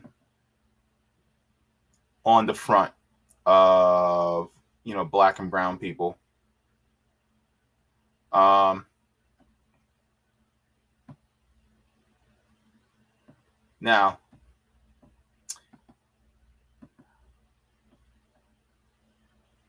I'm just going to say this. Nico House, your beard is looking better than mine, bro. It's just, I'm getting a little jelly. But he makes some good points in this too. So let's go. Take it away, Nico. The devastation and loss of life that we've seen in Maui over the last few days is absolutely unconscionable. But what's even more unconscionable is the government's deplorable response. Now, you might be thinking, what are you talking about? Biden hasn't given a response at all. That's exactly what I'm referring to, because when they asked him about the rising death toll in Maui, this man said, no comment, and then chucked up the deuces. And then there's FEMA's response, who thought it's perfectly sufficient to send 250 people to help an island that has a population of over 145,000. And even with the few people that FEMA has sent, there are videos upon videos that are basically saying that FEMA hasn't done shit since they've been there, reminiscent of Katrina. Speaking of Katrina, do y'all remember how much shit the media gave George W. Bush over the way he and the federal government handled Katrina? I'm old enough to remember when the media, all the celebrities, and everybody in the world was like, it's George Bush's fault that his response has not been adequate enough. So all those media outlets, all those celebrities had all that smoke for George H.W. Bush over Katrina. But when it comes to Maui, they're just like Joe Biden. No comment. Support independent media, please. Please support independent media. I also have some notes that I wrote down that I just wanted to get this out there because I wanted to make sure I hit this point home. The way Joe Biden treats the people in Hawaii, particularly in Maui, and even more targeted Lahaina, is really in lockstep with how he treats black people. Think about how Bush treated the most black population, mostly the black population in New Orleans after Hurricane Katrina. Lahaina is Biden's Katrina, and he'd rather give more funding to Ukraine, $24 billion, than to Hawaii, $12 billion, to assist with a war that can be negotiated to end, but they don't want it to end. Why?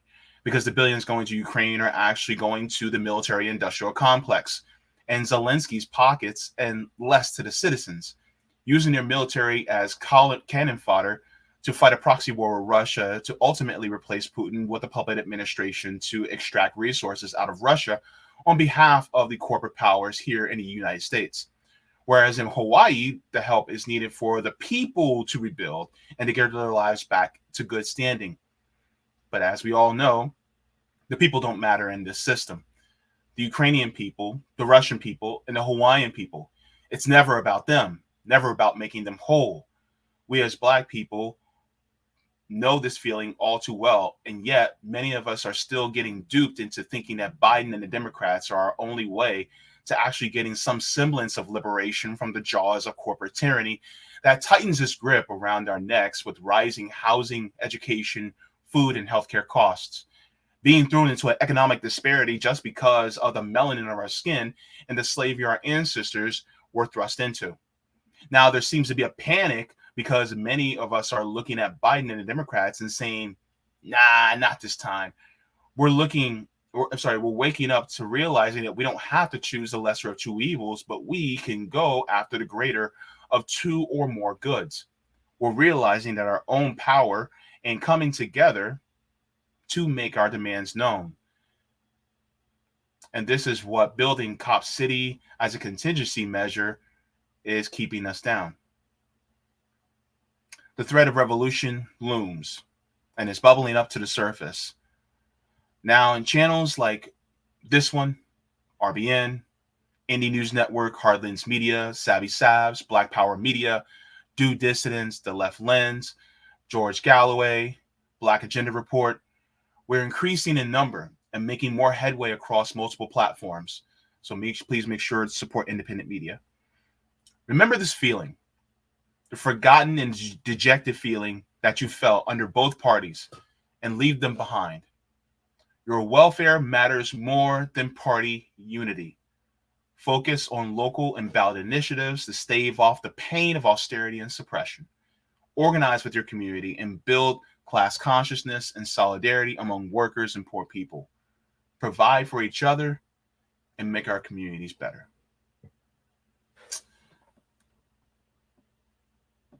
So that's the point. Now, if you guys would like, I will be doing a meet and greet this Saturday in Orlando. It'll be at the Drunken Monkey Coffee Bar. And so I'll be there at 3 p.m. Eastern Standard Time for the Orlando RBN chapter to start things, to kick things off so that we can actually help build the community up, because that is absolutely necessary. So did you guys like the stream? I hope you did. And let me get to the chat really quick to talk to my peoples. Thank you so much for the super chat. Dom says, thank you for your coverage, JB. Keep doing what you do. Thank you so much, Dom. Appreciate it very much. It definitely helps when people give words of encouragement like that, because sometimes you get that feeling like you're getting suppressed, and it happens all the time.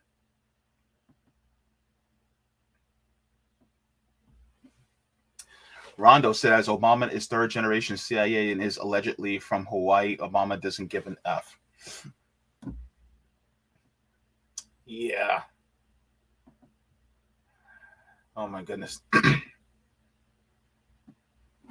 Let's see. Z, oh my God. Ruler says if Trump is found not guilty with all these indictments, damn, that's going to look bad. Nobody's really paying attention to the indictments. The only people that are really paying attention to the indictments are hardcore Democratic voters. Those are the only ones, and it's not that many of them.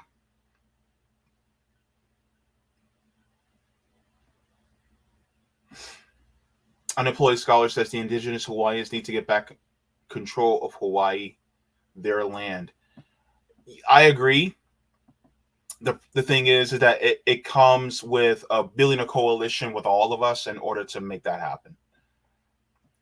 Javier, thank you so much. That sure sounds like Biden is being blackmailed. Yeah, nah, he's just a corporate tool.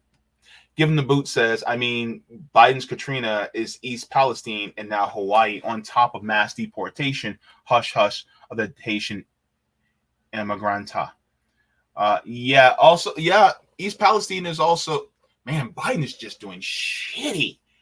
Oh boy, man, Biden is, yikes. My gosh. Ugh, you're right. Oh my gosh.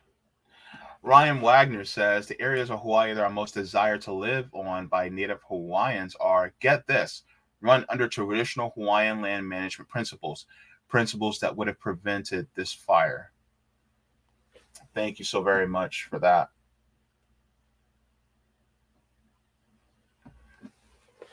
Unemployed scholar says people from the Philippines and Hawaii shouldn't have to start GoFundMe to rebuild their homes.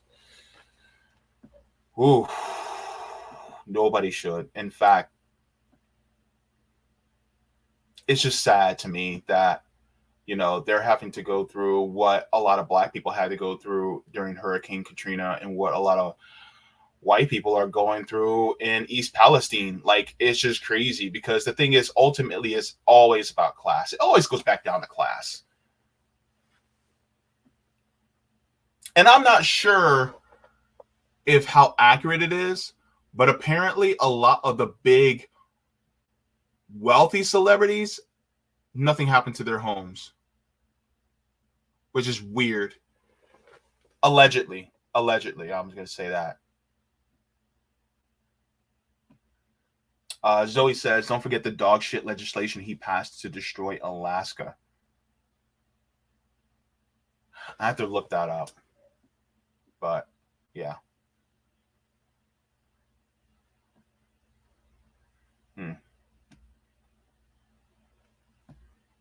I'll look into that, Mouse SF.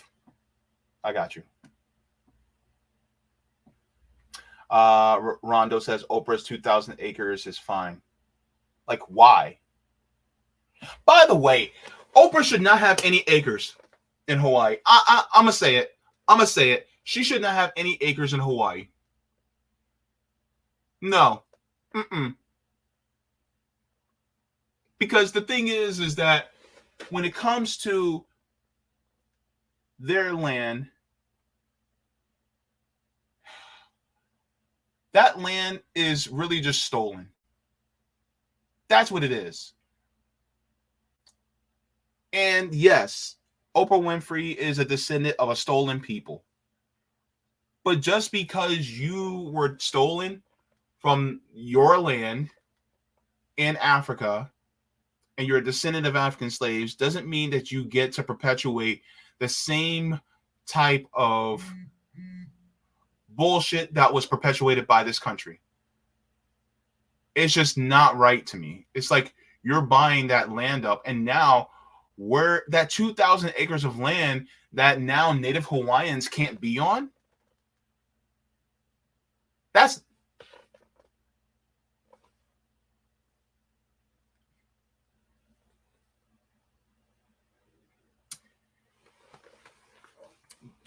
look, billionaires are not good people. That's just all I got to say, baby. Billionaires are not good people. I don't care who they are. I don't care if the billionaire looks like me.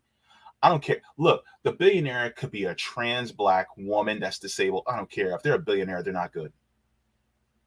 It doesn't matter their identity. If you have $1 billion, that means you stole some shit. That's all it is. That's all I got to say.